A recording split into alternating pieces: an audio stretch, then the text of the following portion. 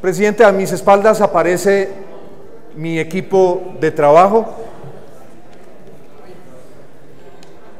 el que participó en la elaboración de este documento y la investigación: Camila Murcia, quien es economista; Sebastián Moreno, quien es historiador y geógrafo de los Andes; Felipe Useche y Cristian Medina, que también son de los Andes y tienen la misma combinación de profesiones, historiadores y con maestrías en geografía; y Cristian Rodríguez, quien está aquí en la transmisión, y Fernando Rojas, quien coordinó todo el equipo.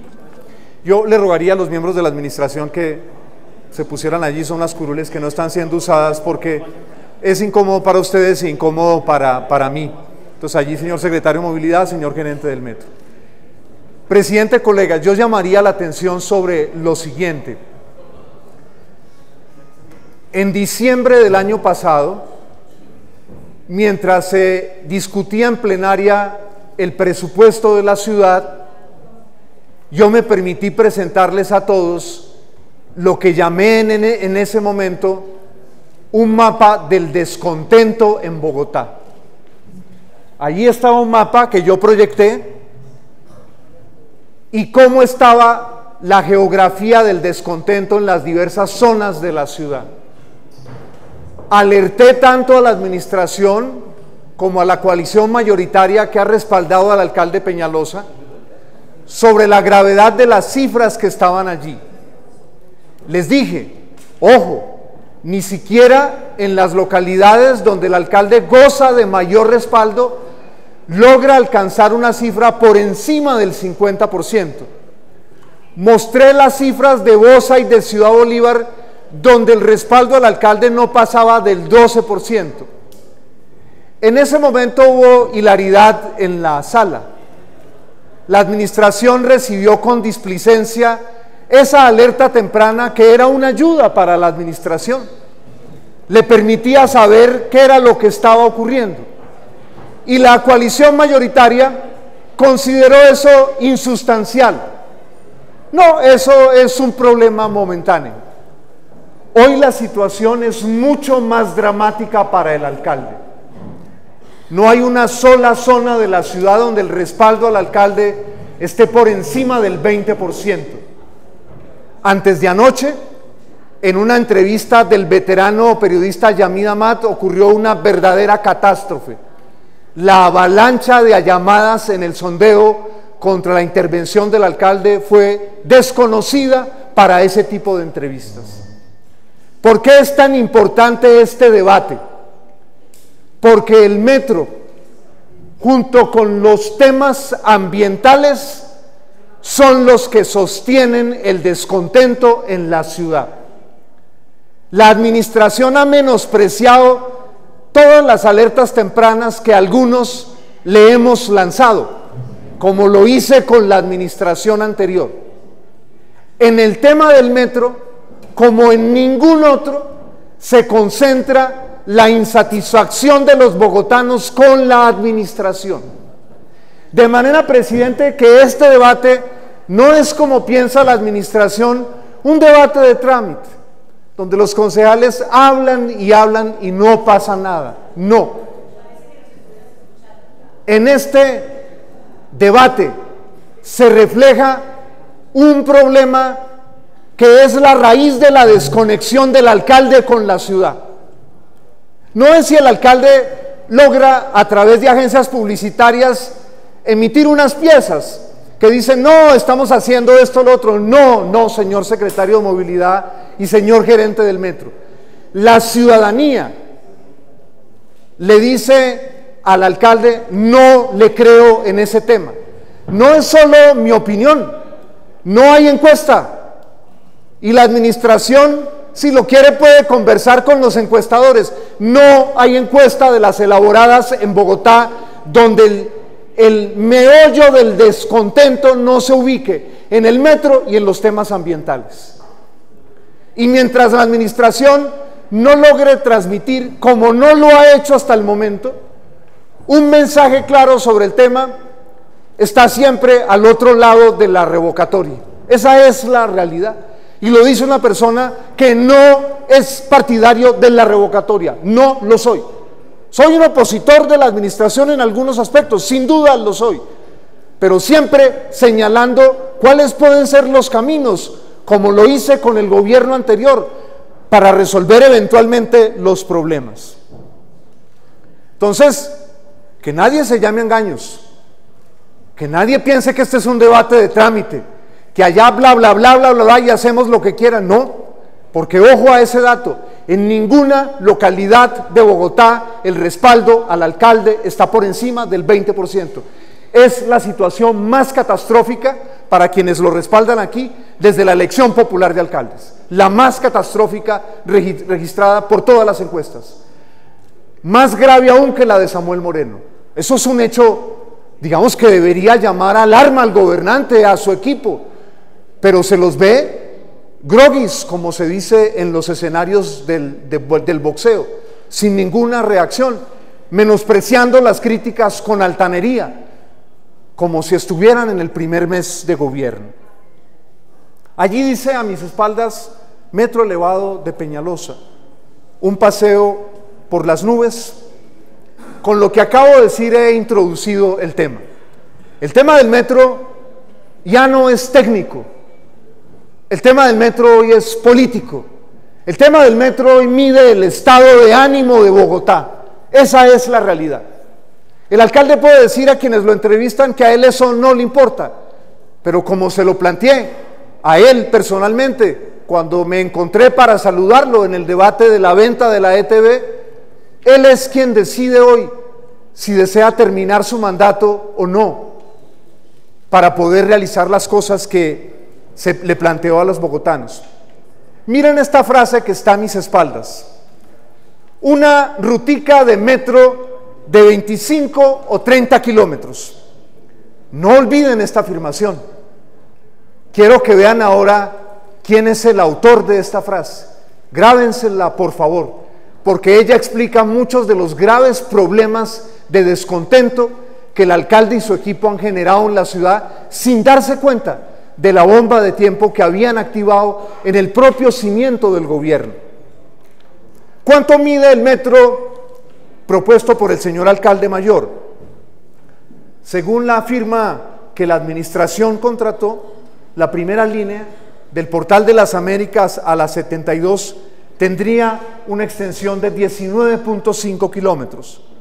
Con ramales técnicos tendría 24.5 kilómetros en total. Es decir, sería medio kilómetro menos de una rutica de metro de 25 o 30 kilómetros.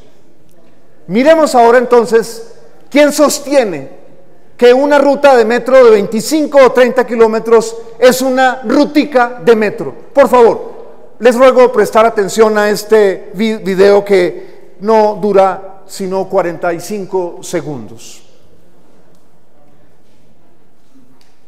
Es precisamente en la ruta sin semáforo, como la NQS o la autopista, Transmilenio incluso es más rápido que los metros, porque los metros tienen que parar en todas las estaciones, mientras que Transmilenio muy fácilmente tiene expresos que evitan, que solamente paran cada 5 o 6 estaciones, más aún. Eso no hay que, no es un problema de discreción. No es un problema de plata. Si hubiera plata, tampoco estaría usted de acuerdo con hacer el metro. No, si no lo regalaran, tampoco cree que sea la si no lo regalaran, sí, sobra. El problema además del metro es que no solo cuesta hacerlo, sino que hay que subsidiarlo después para siempre, la operación. Pero ese no es el punto. El punto es la cobertura de Bogotá. Supongamos que los metros son maravillosos, pero como aquí no estamos hablando de cubrir toda la ciudad con metro, estamos hablando de una rutica de metro, de 25 o 30 kilómetros. Pero lo que ofrece la administración a la ciudad es una rutica de metro. Recordando a mi amigo Camilo Durán, por supuesto.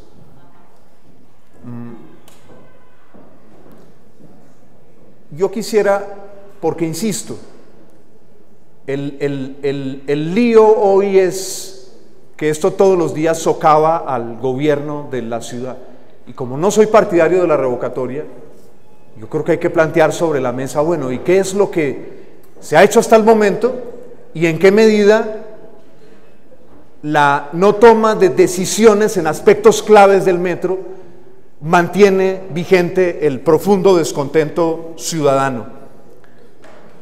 Es claro que al alcalde a lo largo de su trayectoria el metro no le ha gustado.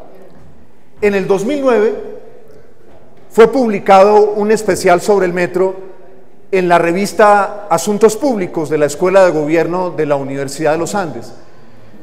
Incluso sería muy provechoso que ustedes consiguieran ejemplares de la revista, miraran quiénes participan en ese número y se formaran una opinión. Allí el alcalde, legítimamente, obviamente, como un experto en movilidad, reconocido internacionalmente, dijo lo siguiente que ustedes ven a mis espaldas, y es que, pues lo que él ha repetido, lo que se puede construir con lo que valdría un metro, que no habría recursos en los siguientes 25 años para Transmilenio, que no es posible hacer metro y nuevas troncales. Eso es un elemento muy importante, porque la ciudadanía tiene claro ese mensaje, y entonces la ciudadanía asume que el alcalde no está diciendo la verdad. Eso es muy importante.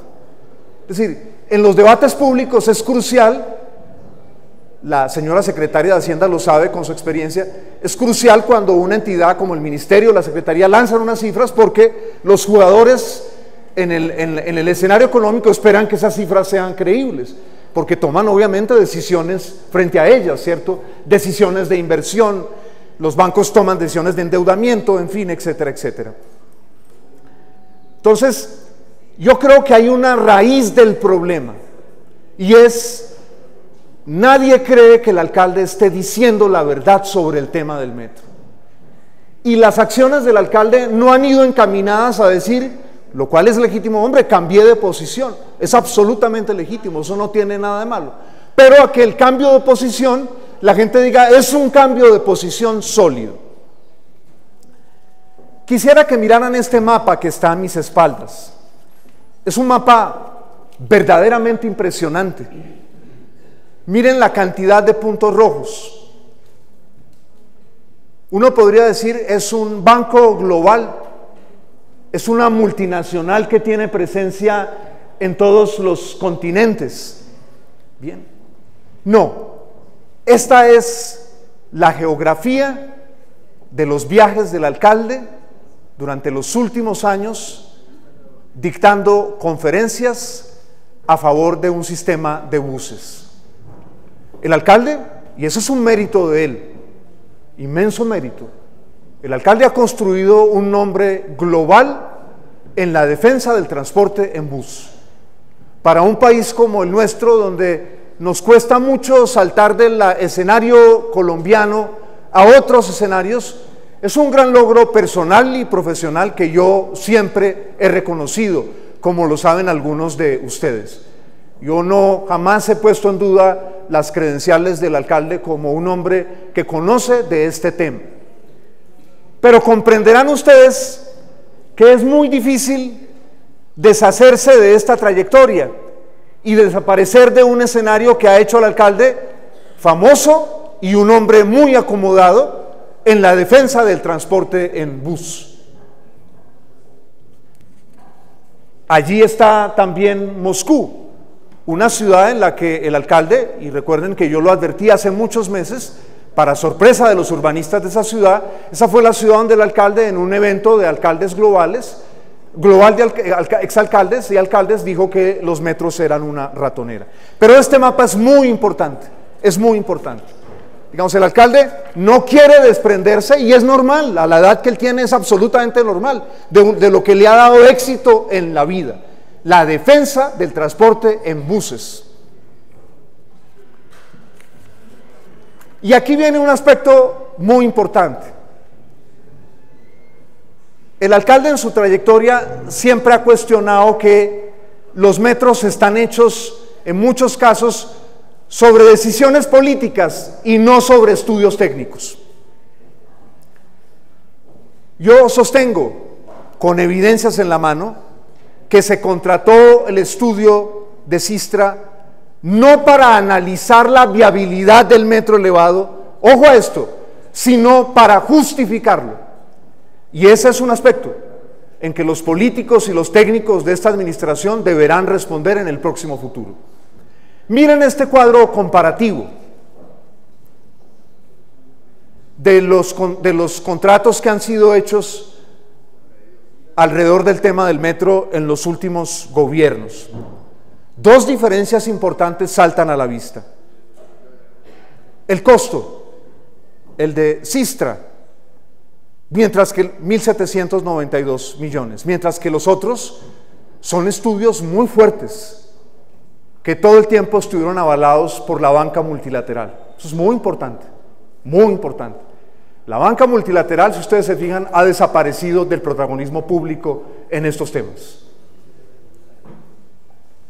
Los estudios actuales se encargaron únicamente, y esta palabra es muy importante, de comparar alternativas de trazado, ojo, y de justificar que el metro elevado, incluso por la Caracas, es la mejor opción de costos y beneficios, por encima de la Caracas. Ojo, no como se plantea hoy en otros lugares del mundo, inclusive de América Latina, que cuando una troncal esté desbordada sea reemplazada por un metro. Una cosa completamente antitécnica. Una troncal infartada, ponerle un metro encima, eso es antitécnico. Un técnico desde un centro de estudios hubiese de inmediato puesto el grito en el cielo al respecto. A la par de este tema local, hay un tema muy importante nacional. A nadie le cabe la menor duda que el presidente Santos ha ejercido de Pinocho en varias ocasiones. No voy a suscitar aquí la emotividad de los colegas del Centro Democrático o Derecha Democrática, como pareció afirmar el exministro Fernando Londoño en la apertura de la convención del Centro Democrático. No. Quisiera dirigir la atención de ustedes al COMPES 3882, que fue publicado en enero de este año y que fue anunciado como un gran avance en el proyecto. Recordemos lo que señala ese COMPES. Cabe anotar que, teniendo en cuenta la propuesta presentada por el distrito para la primera línea, está a nivel de prefactibilidad, una vez se cuente con la estructuración técnica, legal, etcétera, etcétera. ¿Qué significa esto desde el punto de vista concreto? Es decir, no olviden ustedes que la cosa funciona cuando un documento COMPES ya aparece ligado con la apropiación real de los recursos. El metro elevado no tiene todavía el COMPES de verdad. Necesita más estudios de factibilidad y tampoco tiene CONFIS, ya que con el documento 3882 queda obsoleto el CONFIS que se le entregó a la administración anterior. Aquí quiero adelantar un aspecto. ¿Cuál es la fuente de los recursos para el metro?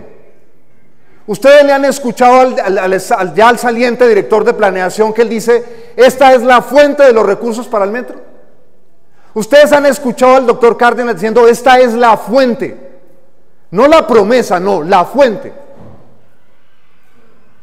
Les dejo una pregunta y muy importante para la bancada que ha respaldado legítimamente al gobierno, que no se la ha escuchado nunca la bancada que ha respaldado al gobierno. Es decir, ¿cómo es hoy el nivel de endeudamiento de la nación? ¿Cuánto permite hoy, por ejemplo, ante la banca multilateral el actual endeudamiento de la nación? Lo dejo abierto esta pregunta, regresaré sobre ella. Pero me parece importante para quienes legítimamente respalden al alcalde, para que después no se agarren la cabeza y digan, no sabíamos. No, la ciudadanía les va a decir, señores, ustedes podían saber, tienen unidades de apoyo de apoyo normativo, pudieron haber investigado, pudieron haberle preguntado a la administración de la cual eran aliados. Veo que se va a reunir el expresidente Uribe con toda su bancada, con el alcalde mayor, entonces ustedes tienen un acceso directo al alcalde mayor. Después, respetados colegas, no pueden decir, no sabíamos, nadie nos dijo. No, no, no, bien. Esto es una declaración del señor gerente del metro, ese titular que está allí a mis espaldas.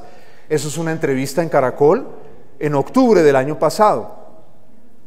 Él enumeraba allí en qué se iban a gastar los 23.000 millones de pesos de más estudios. Esos estudios están contemplados en un convenio del año 2014, que fue modificado por esta administración y la Financiera Nacional de Desarrollo. Actualmente el contrato está adjudicado a Sistra e Ingetec. ¿Quiénes son los responsables de los estudios que faltan? Que no van a costar 23.000 millones.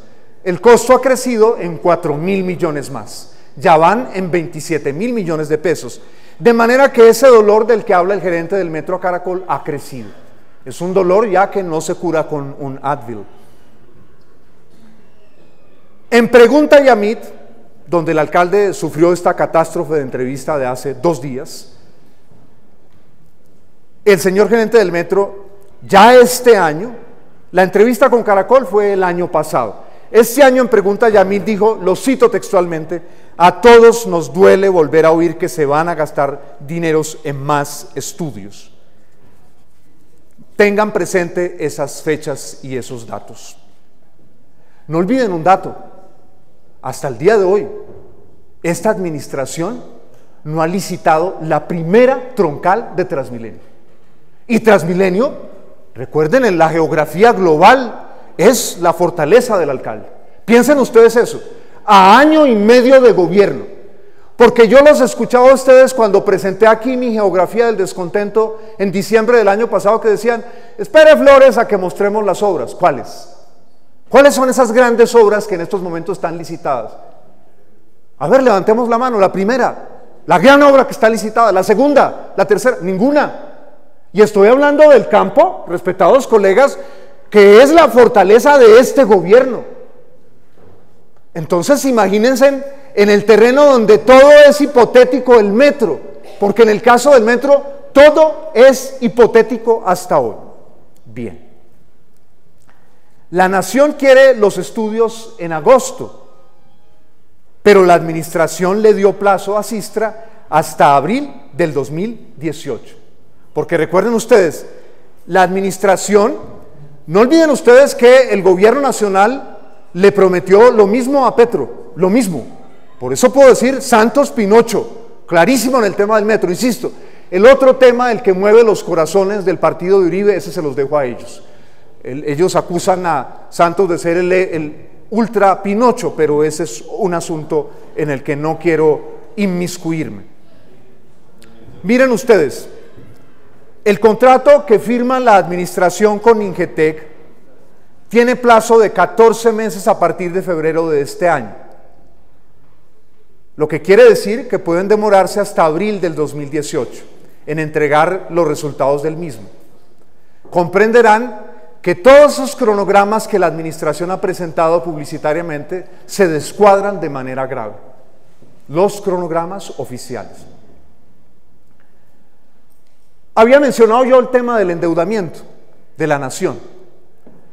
¿Alguno de ustedes, colegas, que respalda al gobierno, le ha dirigido una carta al gobierno preguntándole qué pasa con el cupo de la nación de endeudamiento con las 4 Gs? ¿Cuál es el criterio hoy de la banca multilateral frente a ese endeudamiento?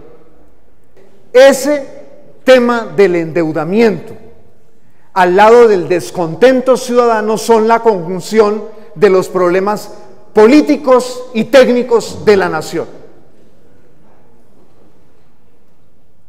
Lo saben algunos de ustedes, los que más confianza tienen con la administración. Es el miedo de la administración.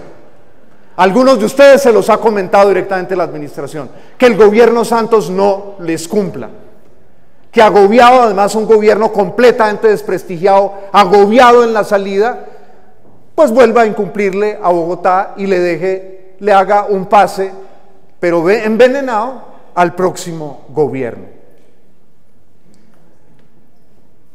El metro por la Caracas pues va a ser un chicharrón en buena medida si algo quedase para otros. El documento de Sistra, digamos en todas sus hipótesis, ustedes recordarán, sugiere que la obra se divida en 2 fases. La primera, Américas 26, y la segunda, Caracas, entre 26 y 72. Hablan de que sería la primera en construirse, la fase 1. ¿Y qué se ha avanzado concreto para ese tema? Porque debería ser uno de los temas en los cuales la administración ya hubiese desplegado una inmensa capacidad técnica y gerencial. Ya he recordado el tema de que no ha sido contratado hasta el momento una sola troncal, lo cual es un problema tremendamente grave. Recuerden ustedes, colegas, y ustedes acompañaron a la administración en esa decisión. Estaba el tema de la Boyacá, la decisión de la administración de no continuarla y considerar estratégica la troncal de la séptima. Aquí vinieron por recursos de endeudamiento que una buena parte de ustedes aprobó. En ese entonces he revisado con atención las actas, lo mismo que usted, concejal Durán. Los dos hemos revisado, sin habernos hablado, con mucho detalle las actas de esos debates. En ningún momento la administración dice: voy a necesitar una valorización para complementar la plata de la troncal por la séptima. Ojo entonces, eso significa, colegas, que en la troncal más importante en que ustedes acompañaron a Peñalosa no hay recursos, todos son hipótesis, no hay nada. Entonces, ahí hay una pregunta gravísima: ¿y dónde quedó la tan famosa capacidad gerencial? En concreto, no en especulaciones. De manera que comprenderán que con los elementos que he ido introduciendo sobre el metro se parece cada vez más a las expectativas hoy irreales de la troncal por la séptima, una cosa que con la experiencia de Peñalosa iba a ser un asunto absolutamente mamey. El cronograma de la administración entonces es mera publicidad. Esto ya no se sostiene con lo que acabo de explicarles y está allí en pantalla. Según ese cronograma, Sistra también aparecía allí. Las obras de la Caracas empezarían a finales del 2019, cuando debería estar acabando la construcción de la séptima entre la 26 y la 72, porque la séptima desfogaría el tráfico que no iría por la Caracas. Pueden ver ustedes en la gráfica lo que está ocurriendo. Entonces, no es que yo menciono lo de las troncales por capricho, lo menciono es porque es el bypass para que se pudieran hacer las famosas obras del metro. Pero la administración, ante la sublevación generalizada, que primero fue de los que la administración en su momento menospreció en conversaciones privadas, eso dejen a Flores que diga cosas sobre la valorización, pero luego los colegas estudiaron la cosa, se reunieron en bancadas y empezaron a decir: hombre, esto está muy grave, muy grave. Ojo, alguien dirá: pero ojo, Juan Carlos, hay otro más de 1 billón de pesos de valorización. Sí, pero del resto de la valorización, el grueso de las obras son que ciclorrutas, andenes y parques. Intervención vial solo en el pequeño triángulo industrial de Puente Aranda. De manera que no pueden salir ustedes a decirle a los electores que con la valorización que el gobierno sí va a traer, sí va a haber una ayuda a estos problemas de movilidad que hoy angustian a la ciudad. Una de las cosas que a mí me ha sorprendido inmensamente es que cuando la administración sale a través de sus voceros a hablar del metro, reducen al mínimo los imprevistos. ¿Por qué me sorprende? Porque no olviden ustedes que el alcalde fue víctima de esos imprevistos y una persona ha vivido un calvario terrible. Andrés Camargo, quien fuera director del IDU, él y su familia han vivido durante casi 20 años un calvario terrible, judicial, porque los imprevistos pues le causaron a la Caracas los dolores de cabeza que nos han costado además a los bogotanos unas platas infernales. Entonces, colegas, cuando alguien dice que no va a haber problemas, errores, les está mintiendo. Les está mintiendo. Puede ser que sea una persona que o tiene la experiencia gerencial y quiere ocultar una parte que no se puede ocultar. Los errores son inevitables en este tipo de casos. Miren, yo he tomado varios casos, uno que me interesa muchísimo, porque a mí me encanta la música. Una obra pública que alguien dirá: una filarmónica, construir un edificio, una filarmónica. ¿Pero en dónde? En Alemania. ¿En dónde? En Hamburgo, ¿cierto? Un país de una eficiencia muy alta. La Filarmónica de Hamburgo inició su construcción en el 2007. debió haber estado terminada en el 2010, pero la obra se alargó hasta el 2016. Su costo se multiplicó por 10 y pasó de valer 71 millones de euros a costar 789 millones de euros. Tomo este dato porque ese es un país que funciona bien, funciona bien. El metro elevado de Hanoi, porque entonces dicen, el que tiene líos es el subterráneo, se puede inundar, derrumbe, fin, etcétera, etcétera. Todo con una superficialidad que a mí no deja de apabullarme, quiero decirles con total franqueza, con total franqueza. ¿Sobrecosto de cuánto? 339 millones de dólares. Hasta el momento no lo han terminado. ¿Cuál era el presupuesto inicial del metro de Hanoi? 552 millones de dólares. Comenzó a construirse hace 6 años. 13 kilómetros de recorridos programados. En marzo de este año, que es la última cifra de la cual dispongo, el proyecto apenas ha avanzado en el 30% de los kilómetros. Su presupuesto se pasó de 552 a 891, que es la diferencia que aparece allí a mis espaldas. 339 millones. Vietnam no es el país más ineficaz del mundo. Vietnam nos tiene comiendo a nosotros su pescado, nosotros con esa cantidad inmensa de ríos. Vietnam nos tiene consumiendo ese café pasilla que se come en Colombia, en buena parte es importado de ese país. Y por supuesto, ¿cómo olvidar los pequeños imprevistos de las losas de Transmilenio? Sobre lo cual no quiero extenderme porque ustedes lo conocen muy bien. El distrito se ha gastado, según los cálculos más conservadores, el 30% de lo que costó la troncal en la reparación de las losas. La administración, hasta el momento, no tiene estudios para los proyectos donde el alcalde es líder, donde recorrió el mundo exponiendo el valor de Transmilenio. No tiene ninguna troncal licitada. Comprenderán ustedes por qué mis advertencias sobre lo que ocurrió en el IDU y mi pedido desde el inicio de este gobierno: reformen el IDU, reformen el IDU. Si no lo reforman, no tienen un instrumento para hacer bien las cosas. Yo recuerdo que el doctor Camargo decía cuando era gerente del IDU, ustedes pueden encontrar esas declaraciones: este IDU es un Maserati. Y el Maserati terminó desplazándose a qué velocidad por la avenida Caracas. Allí hay un mapa del metro con estaciones especiales. Ustedes ven 3 estaciones especiales y los proyectos complementarios que se necesitan para construirlas. La estación de la 26, que se integraría con estación subterránea y el puesto de control. La de la avenida 68, que depende de 2 futuros puentes, y la de Boyacá, que se integraría con la futura troncal y que implicaría una compra muy importante de predios, probablemente uno de los nudos más grandes de compra de predios. Una de las estaciones que propone Sistra está ubicada en la glorieta de la 68 con 1 de Mayo, entre esos 2 futuros puentes, y funcionaría como una suerte de sistema intermodal de transporte. Es decir, la estación del metro allí depende de la construcción de la troncal de la avenida, pero no hay nada concreto sobre esa troncal de esa avenida, absolutamente nada, absolutamente nada.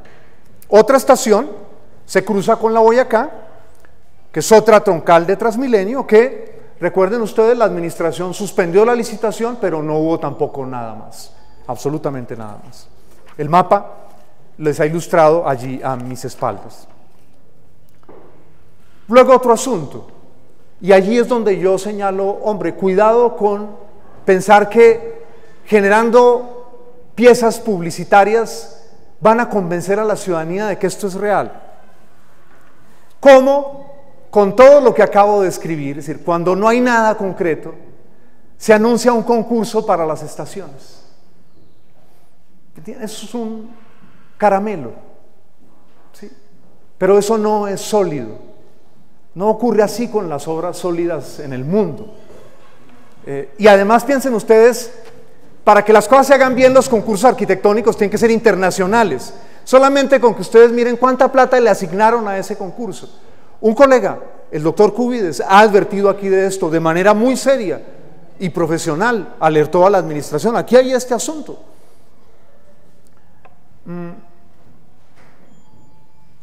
Eso, digamos, va a ser como ¿se acuerdan el vagón de metro estacionado frente al Lido de la anterior administración? ¿Para qué repetir esas cosas? ¿Sí? ¿Para qué repetirlas? Es decir, la administración se ha encapsulado de tal manera que piensa que eso no, la gente no se da cuenta de eso. Digamos, esta administración tiene la psicología de comunicación de la vieja clase dirigente colombiana, que pensaba, voy donde Hernando Santos al tiempo, me recibe Hernando Santos y entonces cuadramos con Hernando Santos qué se publica, qué entrevista me hacen, y la gente se come el cuentazo. Es decir, yo creo que además es uno de los problemas del señor alcalde mayor, y lo sorprendente es que su equipo ha comprado eso, ha comprado por completo eso. Y claro, como pues no están en contacto directo con la ciudadanía, pierden de vista el daño inmenso que se están haciendo, porque la ciudadanía percibe todo eso como, ¿cierto?, mentiras, mentiras, mentiras, publicidad. Miren ustedes estas dos noticias que hay a mis espaldas, ambas publicadas en el mismo medio, en Caracol. El alcalde anterior anuncia compra de predios en Transmilenio. Esta administración anuncia lo mismo.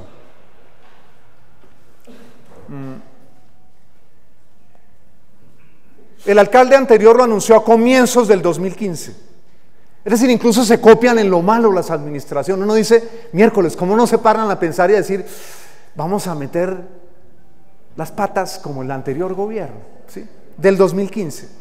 En abril del año pasado, también el alcalde Peñalosa anunció que la compra de predios iba a comenzar en el segundo semestre del 2016.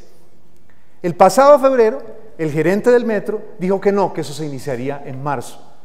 Comprar predios, ¿como para qué? Si la garantía del gobierno nacional, ¿dónde está esa garantía? Es una promesa. Recuerden ustedes cómo el director de planeación le prometió a Petro lo divino y lo humano. Iba a haber de todo en Bogotá.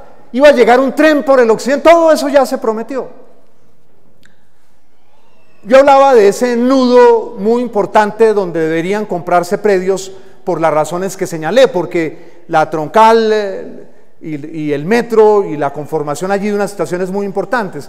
Ustedes ven el mapa, esa manzana que ven en forma triangular, está la 1 de Mayo, la Boyacá y la 34 Sur, y de otro lado está la 1 de Mayo, la Boyacá y la 31 Sur. Es decir, allí hay que hacer una labor muy grande, ¿no?, de compra de predios, hay que empezar a informar. Nosotros fuimos, porque a mí me gusta corroborar las cosas en terreno, y nos dijeron que desde el gobierno anterior, que por allí pasó, no han visto a nadie, desde el gobierno anterior. Un elemento muy importante de cualquier tipo de metro, sea subterráneo o elevado, que combine las dos cosas. Fíjense ustedes, colegas, que yo no he dicho nada diciendo es que no se debe hacer tal tipo de metro. No, en lo absoluto. Yo estoy abierto a diversas opciones de metro, ni más faltaba, porque eso, una ciudad puede tomar una decisión y si las cosas se hacen bien, finalmente la gente gana. Es decir, no hay una religión, digamos, no hay una religión del metro subterráneo, no hay una religión del metro elevado. Yo, digamos, mi religión es mi relación con Dios, no con un metro o con Transmilenio, en fin, etcétera, etcétera. Pero en el caso del metro elevado, hay unas preguntas claves sobre el espacio público hoy real en los metros que funcionan. Yo quisiera que miráramos la línea 12 de Ciudad de México, que creo que es una experiencia bien aleccionante para Bogotá. Este video dura 49 segundos. Nuevamente podemos ver los retos tan grandes que genera una estructura elevada. Miren ustedes, el centro de la estructura nuevamente se vuelve una zona urbana muy difícil, con muchos problemas de urbanismo, donde constantemente hay que hacer el mantenimiento y desarrollo, y si la sección es amplia, como lo vemos en este caso particular, debido a la altura del metro, que ha aumentado su altura debido al paso a desnivel que tiene con otra vía, se requieren mayores inversiones para mantener esa forma urbana. Aquí mismo en esta situación podemos ver dos cosas interesantes. Por un lado, vemos que no ha habido una un cambio significativo en las zonas de la ciudad. Podemos ver que las zonas antiguas se han mantenido de una forma similar y no ha habido unos cambios significativos en las construcciones. Bien, entonces, quien pueda visitar metros elevados sabrá que no son esbeltos, que ellos se tienen que sostener sobre unas inmensas columnas. Por ejemplo, un dato técnico: hoy en Colombia no se produce el tipo de concreto que es necesario para columnas como las que tiene un metro como el de México. Así de sencillo. No se produce ese concreto en Colombia. Entonces, digamos, una de las cosas que más resiento en todo esto, porque de mí pueden esperar sin duda fiscalización, para eso fui elegido, pero siempre, doctora María Victoria Vargas, tratando de que la discusión sea lo más técnica posible. De mí, digamos, siempre pueden esperar que la discusión se ponga en un terreno de evidencias fuertes. Y la administración ha puesto esto en un tema de propaganda y ahí ha perdido con la ciudadanía, porque la ciudadanía no le cree a esa propaganda. Porque, insisto, porque yo decía que la mentalidad es de la vieja clase dirigente colombiana. En los años 40 y 50 existían unos aviones que se llamaban los Constellation. Esos aviones eran unos aviones con un fuselaje brillante y eran los aviones que hacían vuelos que se llamaban interoceánicos, y volar en esos aviones era carísimo. De hecho, en las familias se guardan las fotos de esos viajes porque eso se hacía 1 o 2 veces en la vida, un tipo de esos de viajes. Entonces, la administración tiene una síndrome de avión Constellation. Creen que son los únicos que han viajado. No saben, pretenden ignorar que existe YouTube. Pretenden ignorar que no hay colombiano que no tenga un pariente trabajando afuera. No hay colombiano. Si es acomodado trabajando bien, o incluso es acomodado, hay un pariente siempre al que no le ha ido bien en la vida y se va a luchar afuera. Y la clase media y los sectores populares. Entonces, ese síndrome del avión Constellation, de creer que hay unas poquitas personas que viajan y que saben, se nota además en el estilo de la administración: arrogante, regañón, ¿sí? Ignorando el debate. Yo no digo, ni más faltaba que uno tenga que cambiar al final de un debate, pero aquí esto se evidencia con eso. Es una mentira hablar de metro esbelto y la gente no se ha comido ese cuento y la administración no se ha dado cuenta. Oiga, la gente viaja, ¿no? Y en vez de decir montañeros, ellos decir montañero yo, que creo que la gente ya no viaja, ¿sí? Que la gente no viaja. Hay otro reto muy importante: el reto nocturno del metro elevado. Uno de los asuntos de los metros en el mundo es cómo se desempeñan de noche. Eso es muy importante. ¿Son seguros de noche, por ejemplo?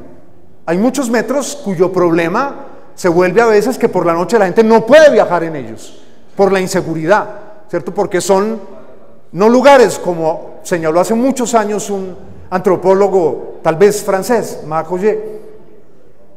Entonces, ¿qué es lo que pasa con el metro nocturno? ¿Qué es lo que va a ocurrir en la Caracas? La Caracas tendrá un carril menos. Es decir, los edificios estarán mucho más cerca del viaducto. Y comprenderán ustedes que esa conjunción encajona la luz en la Caracas. La vuelve aún más. Es decir, es que cuando la gente habla de la Caracas habla en teoría, pero quienes caminamos sabemos lo que la Caracas es en buena medida por la noche. La Caracas es terrible en buena parte de las zonas de la ciudad. Entonces el metro así encajonado no la va a hacer mejor. Imagínense lo que es llegar a esas estaciones en la noche. Se ha hablado de poner centros comerciales en las estaciones. Ustedes lo han escuchado. Bien. Yo quisiera... Hay una foto de Lima. La recuperación de zonas deprimidas no se garantiza poniendo centros comerciales en las estaciones. No es tan fácil. Es decir, un buen técnico sabe que toda información hay que sopesarla con mucho cuidado. Es decir, yo incluso diría, en Colombia no usemos más la palabra técnico, eso es un carretazo. Los técnicos, una vez llegan al poder, están dispuestos a justificar cualquier cosa que les pongan sobre la mesa.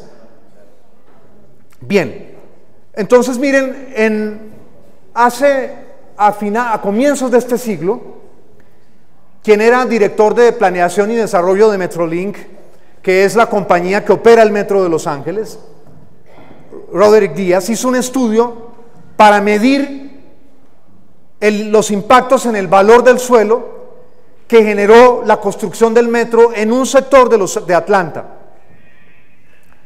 En Atlanta. Al norte de la línea había barrios de clase media y al sur eran barrios de menores ingresos. Antes del metro, el valor de la vivienda del lado norte era más del doble que la del lado sur, al igual que el ingreso familiar durante la década de los 80. Cuando examinaron los efectos de la proximidad del metro elevado, las propiedades del lado de ingresos bajos se valorizó. Aumentaron $1.045 por cada 100 pies de cercanía con el metro, y lo contrario ocurrió en el lado norte.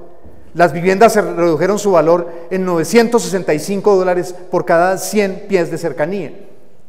Es decir, lo que ganaron en acceso un lado al transporte rápido, lo perdieron en impacto del metro sobre su calidad de vida. ¿Qué quiero subrayar con esto? Es decir, hay que presentar las cosas en su amplitud. Mire, este estudio da un resultado positivo para un lado y negativo para el otro. Yo no quiero traer aquí solo una visión. Quiero, ante la gravedad de lo que nos está ocurriendo, intentar salvar algo de este proceso. Que de este proceso nos quede algo.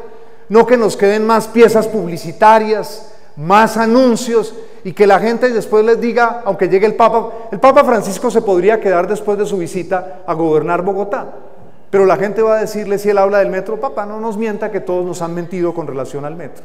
En San Francisco, en los años 90 se demostró que las estaciones a menos de 300 metros de la estación Caltrain del metro ligero se vendieron $51.000 en promedio por debajo de su valor comercial. Es decir, esto significa que esto tiene un impacto que no podemos ignorar y que hay que explicárselo a la ciudadanía. Eso es como cuando hacen un puente. Aligera la velocidad para unos, pero deteriora la calidad de vida de quienes viven alrededor del puente. Yo advertiría, cuidado con repetir el colapso de estaciones de Transmilenio en el caso del metro. ¿Cuál es uno de los problemas de las estaciones de Transmilenio? Y es, no pueden sacar la gente de las estaciones, ¿cierto?, a velocidad mayor de lo que la gente entra en las estaciones que hoy están infartadas. Hay un problema técnico allí, indudablemente. Problema de vomitorios, como dirían los arquitectos y diseñadores.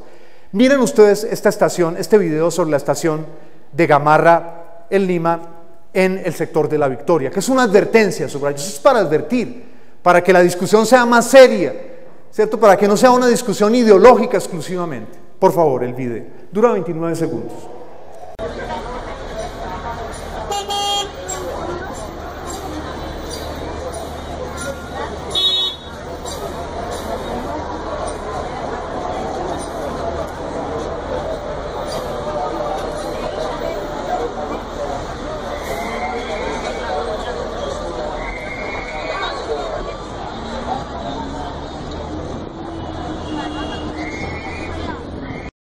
Ese edificio se llama entonces Mario Lacerna, el ML, y los muchachos lo empezaron a llamar el MODU porque tiene escaleras eléctricas. ¿Y por qué razón? Los ingenieros de la universidad plantearon que los tuviera para garantizar un edificio muy grande, bibliotecas, que la gente se mueva rápido. Eso lo tiene un edificio de una universidad. Entonces comprenderán que con la gente subiendo y bajando se repetiría, lo planteo como hipótesis, pero esto hay que discutirlo. Digamos, hay que salir rápidamente de esa cosa. Yo hago una publicidad y yo desvirtúo su publicidad, y en eso estamos perdiendo todos hoy en Bogotá. Hay que plantearse, hombre, tenemos infartadas las estaciones de Transmilenio por ese lío, porque no pueden sacar la gente a la velocidad que se requiere. Vamos a repetir con el metro una situación como la de la estación de Gamarra en Lima. El metro de Lima, como ustedes saben, es nuevo, ¿no? Bien. Y finalmente, una cosa en la que yo advertiría, hay un peligro muy grande cuando uno se siente acorralado y uno quiere salir a hacer que lo vean haciendo cosas, pero eso puede tener un efecto negativo, porque la gente puede decir, no están diciendo las cosas como son. Recordarán ustedes que el alcalde toda la vida ha dicho, los metros hay que subsidiarlos, cosa en la que tiene razón. Eso es un hecho, ¿verdad? Eso es un hecho. Y además lo subsidian los gobiernos centrales. Uno tiene que vivir en una ciudad tan rica como Hong Kong para encontrar un modelo distinto. Bien. Entonces, ¿por qué le miente el alcalde a la ciudadanía diciéndole que hay una tarifa única de la que se puede hablar hoy para el metro? Es una mentira. Es un anuncio publicitario. Es decir, hoy no tenemos una realidad para poder decir eso puede costar tanto. Es decir, no repitamos el error del sistema integrado de transporte. Porque yo me opuse, en ese entonces no era concejal, me opuse a todo el tema del sistema integrado de transporte. Porque decía, están inventándose una cosa que no ocurre en ningún país serio del mundo. Usted no se inventa una cosa que se crea orgánicamente, incluso durante siglos, de un día para otro. Y entonces ellos decían que eso iba a costar tanto, y yo desde el inicio insistí, eso va a tener un déficit inmenso.